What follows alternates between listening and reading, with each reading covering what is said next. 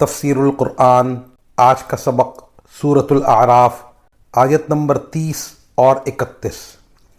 اعوذ باللہ من الشیطان الرجیم، بسم اللہ الرحمن الرحیم۔ فریقا ہدی وفریقا حق علیہم الضلالہ انہم اتخذوا الشیاطین اولیاء من دون اللہ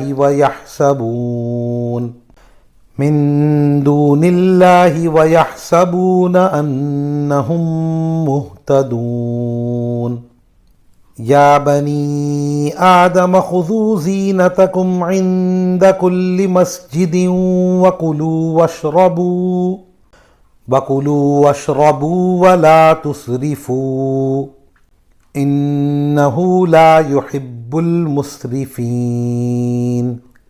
ترجمہ: تم میں سے ایک گروہ کو تو اللہ نے ہدایت تک پہنچا دیا ہے، اور ایک گروہ وہ ہے جس پر گمراہی مسلط ہو گئی ہے، کیونکہ ان لوگوں نے اللہ کے بجائے شیطانوں کو دوست بنا لیا ہے، اور سمجھ یہ رہے ہیں کہ وہ سیدھے راستے پر ہیں۔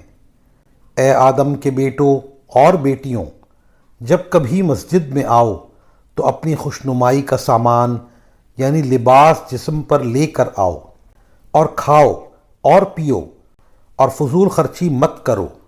یاد رکھو کہ اللہ فضول خرچ لوگوں کو پسند نہیں کرتا۔ وآخر دعوانا ان الحمد للہ رب العالمین۔